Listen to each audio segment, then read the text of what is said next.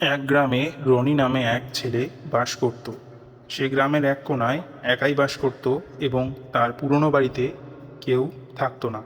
একদিন রনির সঙ্গে একটা ঘটনা ঘটল।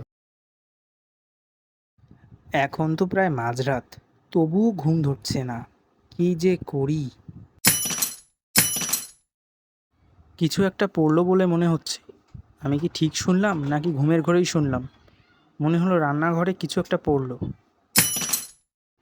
না, এবার তো ভুল শুনলাম না, ঠিকই কিছু একটা পড়েছে। রান্নাঘর থেকে পড়ছে বলে মনে হচ্ছে। বিড়াল না হলে কিছু একটা রান্নাঘরে আছে। এত রাতে তো আর এমনি এমনি জিনিস পড়বে না। কই, এখানে তো সবই ঠিক আছে, কিছুই তো পড়েনি বলে মনে হচ্ছে। তাহলে আমি কি ভুল শুনছি?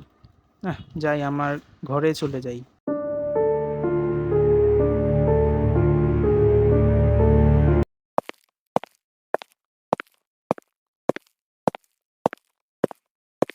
এত রাতে কি যে হচ্ছে!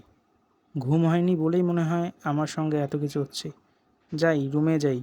রুমে গিয়ে একটা ঘুম দিতে হবে। আরে, এবার যেন কেউ দরজায় ধাক্কা দিচ্ছে। এত রাতে আমার কাছে কারো আসার কথা নয়। যাই, গিয়ে দেখি কে দরজায় ধাক্কা দিল। কে বাইরে দরজায় ধাক্কা দিচ্ছেন? কথা বলেন। কে এত রাতে বাইরে দরজা ধাক্কা দিচ্ছেন? কে কথা বলছেন না কেন? আরে আশ্চর্য! বাইরে আমি দাঁড়িয়ে আছি রে, তোর সঙ্গে দেখা করতে আসলাম। তুই আমাকে দেখা দিবি না? এটাই হবে তোর জীবনের শেষ দেখা। আয় বাইরে আয়। না, আমি বাইরে যাব। ভিতরেই যাই আমি, তুই ভিতরেই থাক, আর বেরোতে পারবি না। এরপর দিন থেকেই রনির আর কোনো খোঁজ মেলেনি। তাকে আর কোনো দিন গ্রামে দেখা যায়নি।